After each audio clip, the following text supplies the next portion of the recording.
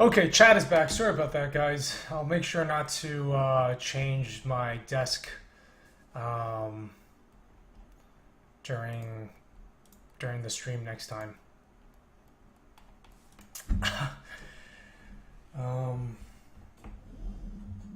That's interesting. I don't know why that happens.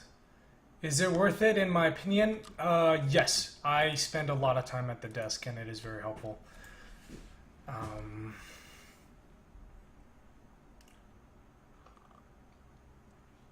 Yeah, because the thing is, you don't want just you don't want to be standing all the time, and you also don't want to be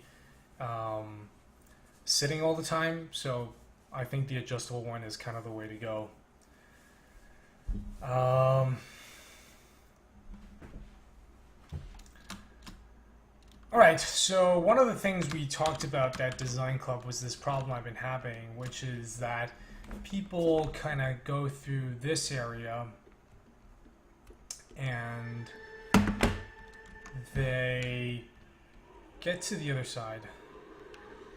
So this is like a huge highlight for everyone. Everybody loves this spot. And this is about like 45 minutes, an hour into the game, where you've just kind of gone through the opening area, right? You solved a bunch of puzzles in the opening area, and you come out to here.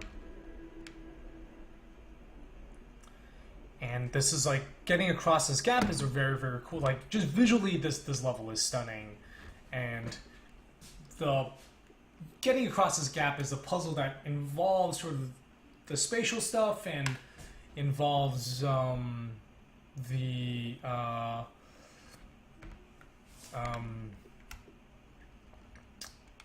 kind of the infinity level, right? Because you just like if you miss it, you can keep going.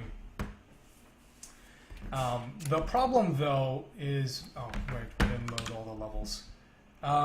Yeah, I had some... Well, there were a few things that I found have helped. So, you guys might have noticed the chair I use doesn't have a back. And that's very helpful. When I used to sit with... I used to have a lot of, like, shoulder and back problems. And when I started using a backless chair when I'm sitting, that helped. These gloves help. They are, for those of you that have questions about it, they're the soft flex gloves.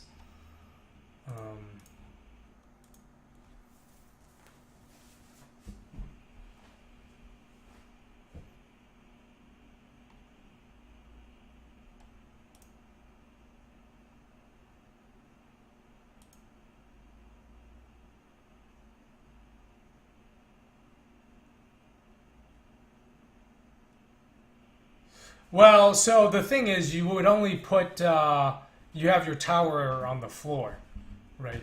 So I put, I don't have my monitors on the on top, and it's very flat. I mean, it's not moving up like that. Yes, those gloves are really great. It's hard. I actually have multiple pairs. I keep them one in my bag if I ever need to use my laptop. It's like just kind of awkward not having them.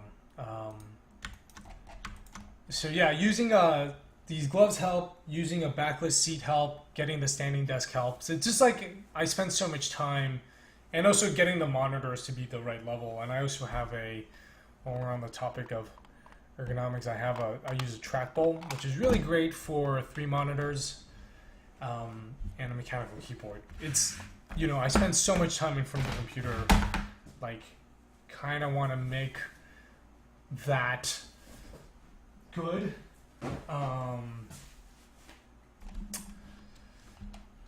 So, and of course I try to go to the gym like every other day or every 2 days, at least 3 times a week, and that's helpful.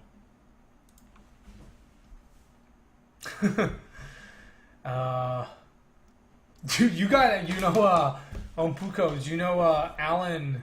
He's one of the guys that made Keep Talking, Nobody Explodes. And for a long time, they were working out of Ben. So there was like they were a team of 3. And Ben Kane, they were working out of his kitchen. And Alan would he'd be working on this. He works on like a Surface tablet with an attachable keyboard. and the tablet is sitting on top of a cardboard box. Like, it just sounded awful. But yeah, I've got,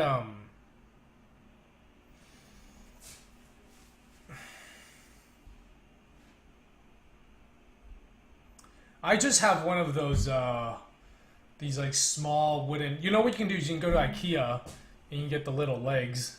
They have different heights, and then they have like a section of wood that is just like, it's usually near the checkout area, but you can just grab a piece of wood and use that and attach it to the legs to raise it a bit, and then have some books. I've been working on an old couch with a wireless keyboard with one screen to the side and the other on a table in front. Oh man, I cannot work on a couch. I would just fall asleep. Yes. You guys should definitely invest in a good working space. Oh wait, we have and developer hotkeys, because I think that saves and stuff. So the other things I do, I've mapped cap lock to control, and I've mapped the window key to alt. Alright, so you guys know about this area. You go through here, you're about like 30, you spend about 30-40 minutes in here, and then you drop down this. We're talking about pacing today. Thank you, Garlando Bloom, for bugging me so much. I added a hotkey for no clip. That was incredibly helpful. So you land down here. And, oh, you know what the nice thing is? You stand there, you can kind of move around. So you land down here, and you walk through this. Right, so what we're seeing here is this, like, giant column, right? So it's a very long vertical space. I mean, it's hard to talk about spaces as, like, horizontal, vertical here, but the way this one is designed, it's very vertical, because pretty much everybody is going to fall down the stairs when they enter. Okay, Zeus Monolith, thank you for stopping by. When am I going to add the swap gravity and air for debug functionality? I am going to do it when the new programmer comes, so next week, because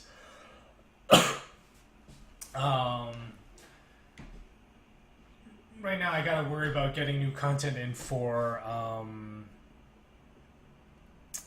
Fez Editor, getting a new content in for E3. So anyway, you can come down this like very thin vertical space, and you walk through this tunnel, and you come out here, and this place is designed to be, so now you've got like a very zen area, and this is designed to like make you like feel like you've gotten a bit of like fresh air, right? This should feel like the equivalent of a bonfire in Dark Souls.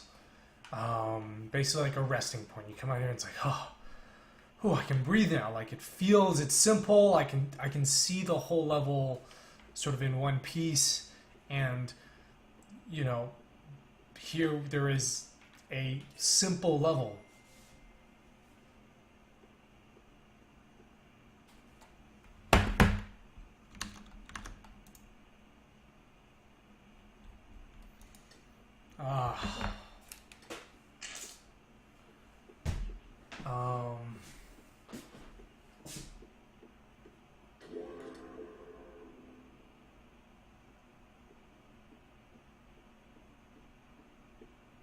Do you know how you feel about it visually?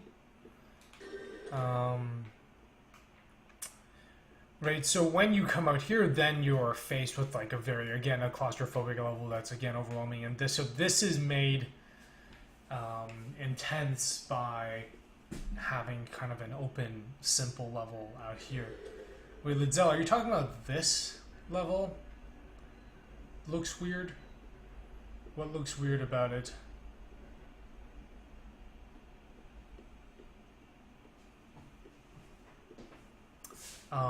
Right, so you come out here, and this is one trick you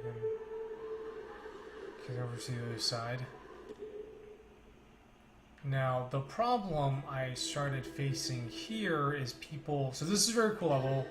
This is definitely like a highlight moment for players. So it's good that it happens within the first hours.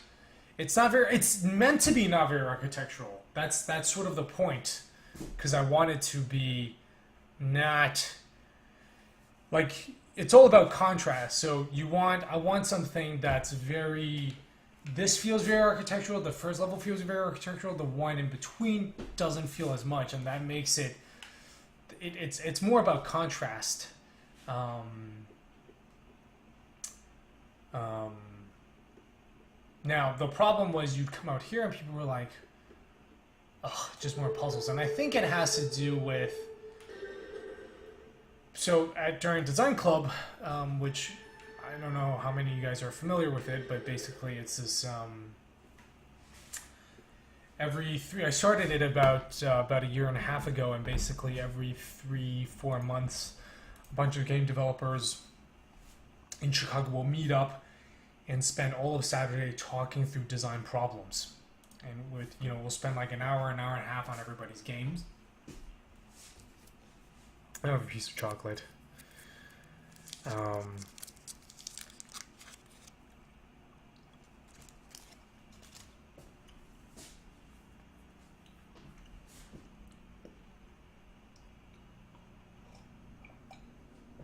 Yes, I'm the Tyler Durden of Design Club. Oh man, I should do that. I should make a Fight Club parody poster for Design Club.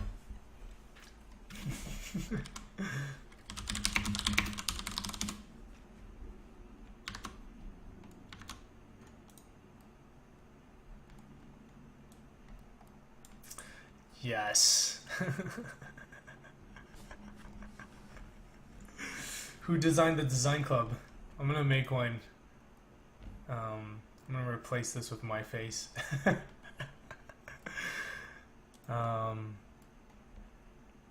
When will I take care of geometry anti-aliasing in my game? I don't know if I will solve it. I don't actually think it's like a solvable problem. Because if you look at Bloodborne, Bloodborne has that same anti-aliasing problem. So I think it might just actually be.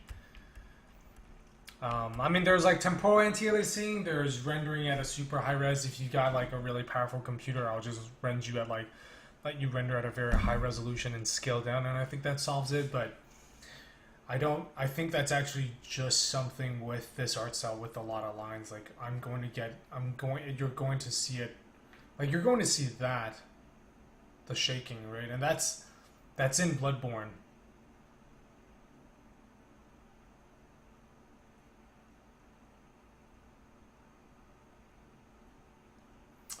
Yeah, because like the windows are straight, the lines can be anti-aliased, and that they don't look jagged, but I will still have these.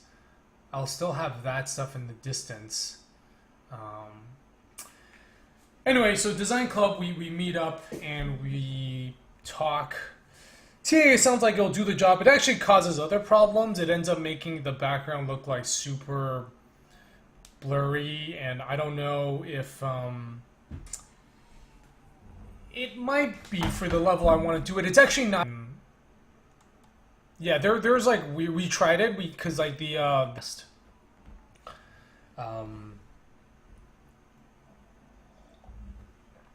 this game we have it running at 60 frames per second, the opening level on the PS4.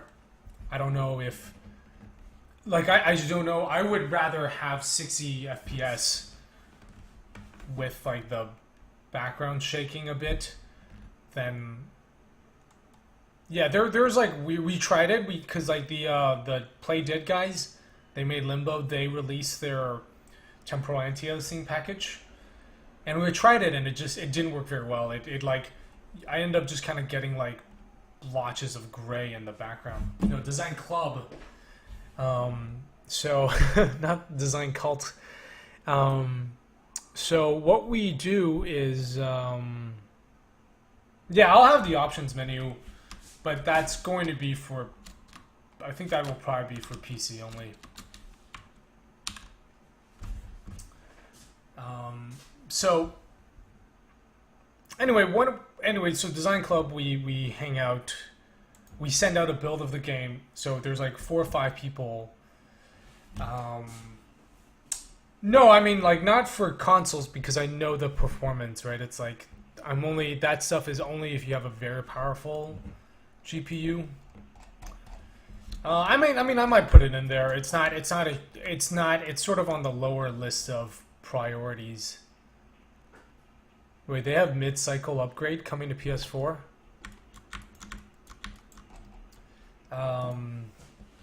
Okay, so we send out the game. Everybody we send out, there's like 4 or 5 people that participate.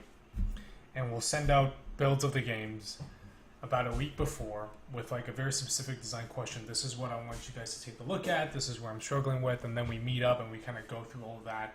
We spend like 6-7 hours a day. And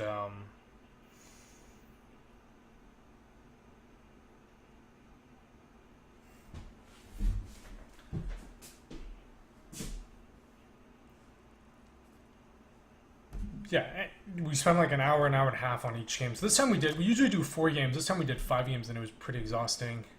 So I think in the future we'll probably stick with 4, like 4.5. Like the last one be like a very small problem. And I think instead of going out to lunch, we'll probably just order a pizza. And then... Oh, very cool. Okay. Oh, interesting.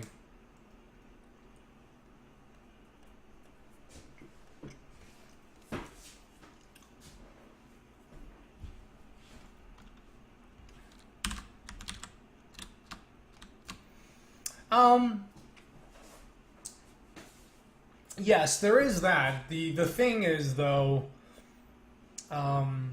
with the temporal anti-aliasing, I actually just don't like how that looks. So there's also... So yes, I do want to give people choices, but not if I actually don't visually like the choice.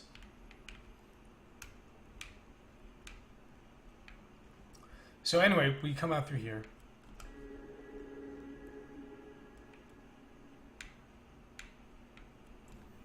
All right, so the problem that I talked about at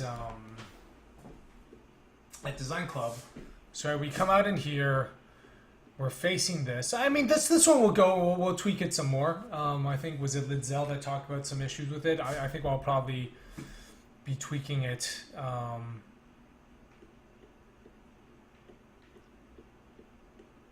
Some more, but I think the gist of it is there. Right now it's more having it.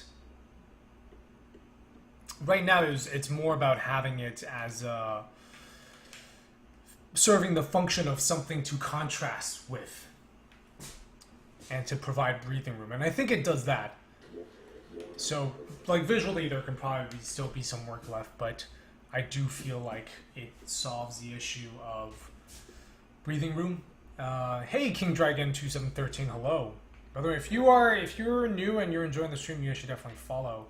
Okay, so my problem is people get to here, and they get to the other side. What res running on PS4? Whatever, is it 1080?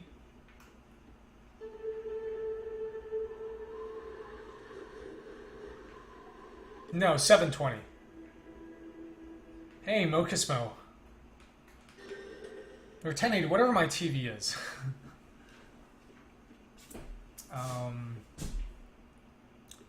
IPS4. So I'd come out here and people were like, oh man, they're just faced with more box puzzles. And it actually is that there's 2 things here that's going on. So you come out here and you're just like, oh, okay, it's another sequence of puzzles I gotta do. Now, Matthew Yeager, who's working on Aerobat, he said, like, here's the thing. You come from one of, like, the coolest looking spaces, right? So if we go back to here, this is a very, very cool space. Like, everybody who's played it, for them, this was the highlight. Hey, Artanos, thank you. These are, I like my glasses too. These are real. Real as in their prescription, not, not just for fashion. Okay, I will probably do that then. So, so anyway, this is like the highlight of kind of this beginning section. This is sort of one of the coolest worlds visually and also spatially, and from a puzzle standpoint, it's very cool because it's very different from all the box puzzles that have led up. You have to use the world wrapping, you have to think with gravity, and you have to. It's very different from the kind of puzzles that you've had to solve until now, and it's great. People really like it. Which model? So this is a very funny story. I got these when I was in Shanghai, and they're a brand from New York called Moscot, Moscot. And they were like, these are real. And they showed me this other pair, and they were like, these are fake. And they're like, Johnny Depp has the same glasses. And I was like, oh, cool. You know, I was like, oh, maybe I'll try these white ones. So I got them. And then when I was in New York, I went to the Moscot store because I was like, hey, I want to get another pair. And they're like, we don't make them in white. So they're called Lemtosh, Lemtosh, from Moscot. But it's got the exact same, but it like looks and feels the exact same. And it's got the exact same branding. And I think what I am not from China. My parents are from Taiwan, but they don't eat dogs. Our tunnels. It's not quite true. I'm sure you can look up information there. No, I was there in Shanghai for an art residency.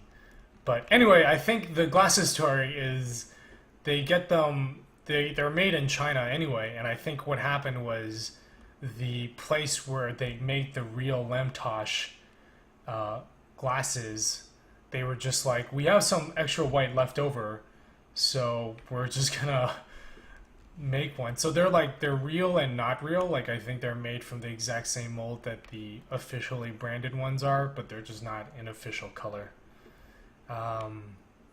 Hey, definitely not who you think. Yes, was that Luxottica? Yeah, it's pretty crazy.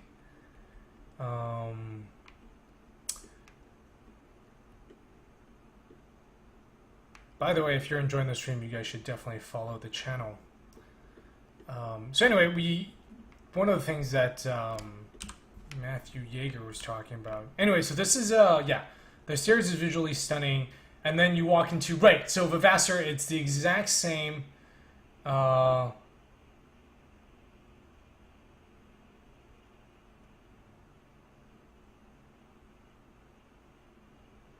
Yeah, the hub looks great, but the puzzles are just plain rooms. So yes, that is exactly what Vivasor. So Matthew Yeager had the exact same point, which is you come from this like really cool looking area, and the thing that you see when you come out is just like a blank room. So it's very it's not even like, I mean, sure, you certainly want that peak, that up and down, but that is too much. So, and what you should be doing right now is you're not, like, the players want to go outside again, right? So I should basically be teasing the player with something more visually enticing. And I think what needs to happen, but the play thing is I don't want to have the players come outside right away. So I think what needs to happen is I need to have the player come out into something like this. Right, because I think if you came from the stairs into this world, even though you see that you are... actually, there's two things. So one, I think visually this is much more interesting. So this is like another moment. You want to think about Bloodborne. Like, Bloodborne Dark Souls does the same...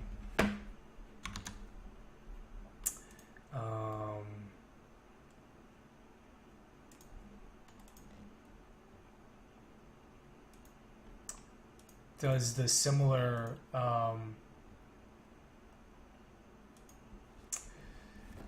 No, not that everything has to be impressive, Vista, but it makes the puzzles seem less interesting in comparison. Yes. Yeah, and so there's two things that I want to actually hint at here. So I think they need to hint at this. I think it'd be cool if somehow the players can see these outside, right? Because, and the reason why I have you do some of the puzzles first is because they introduce the concept of double gravity. Right, you start like, is it not? Does this world uses it? No. This world does it? Right, like you start here realizing, okay, this is like you use these double gravity blocks, and you can see they fall in two directions, and that ends up being a really good build-up for this level where you're using. Where you have these giant pieces that fall and you're, making connections with them.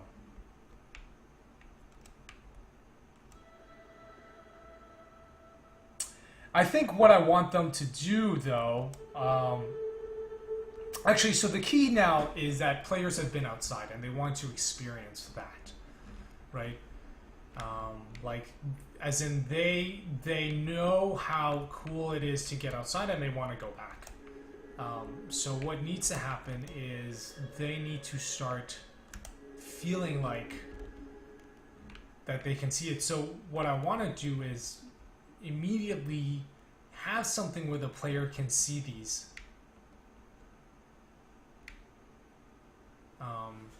So like you come outside and not only do you see like a really cool looking room, like I think this is cool enough, but you also are right now these windows you can't see these, that's a problem. But you can see these things happening outside, and that you're like, okay, you know what, I need to go through this. So like then the puzzles in the rooms don't feel boring because you're already thinking about what's outside. But like every time you have a window in your game, you should be showing the player something that looks cool that they can't have now, but that they need. Does it need a balcony? I'm not sure what you mean by balcony actually.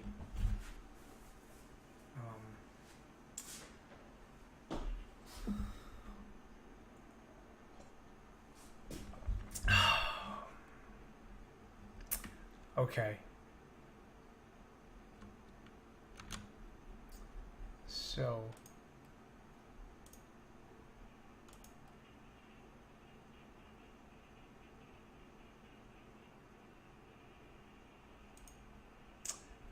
like okay, let me visit that room. Are you talking about this section is the balcony? I'm thinking I might just put windows here. The other option is to place these. Oh,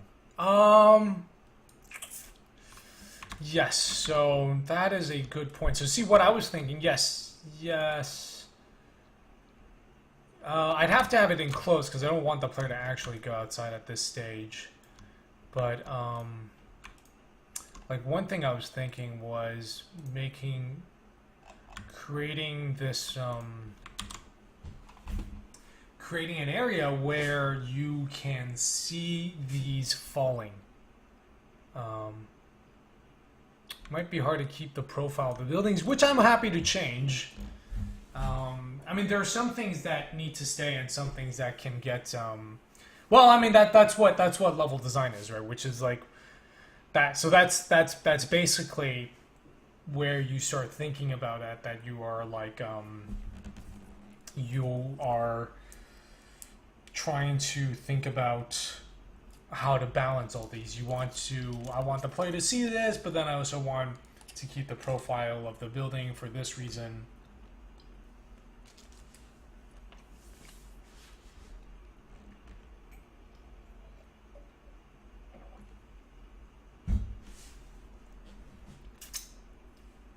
So that's what we'll be diving into, and that's what I'm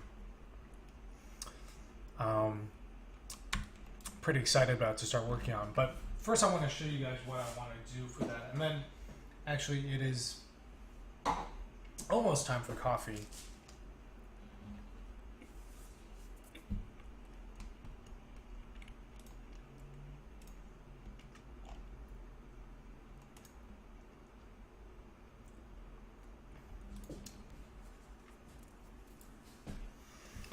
Add a centered balcony to each of the 4 sides. Yeah, that's one solution. So, how goes the manifold gardening? Tiny Angry Crab, welcome.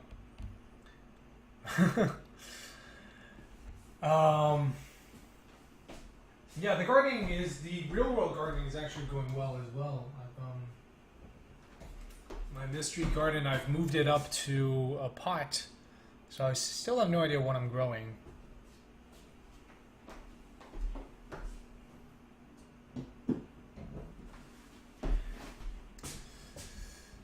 Have I always had a standing desk? Yes, it's well, no, it goes back and forth between standing and sitting. So I think and previously on streams, I think it's been sitting. So actually, we only switched to standing because someone in the chat asked for it, and we learned that switching to standing causes my internet connection to die. Don't know why. Let's see here.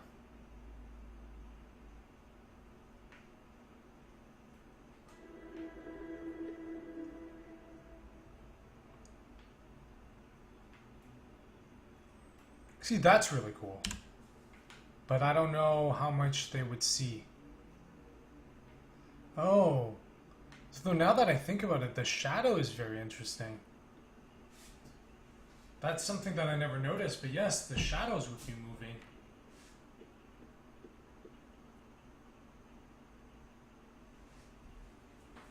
It is plugged in all the way.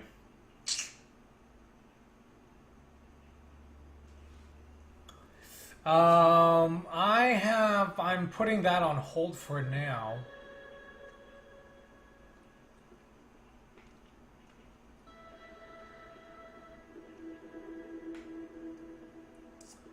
But,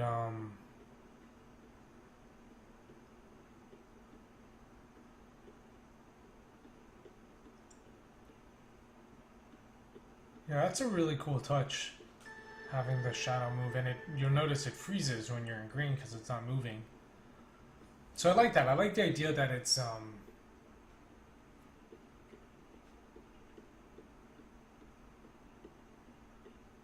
actually no, because they are going to come out of this way. No, because they're going to come out of the purple scene. They come out of the purple. Actually, almost everyone will see it because they will come out, they will emerge from the purple world. So if they come out here, they'll just see it.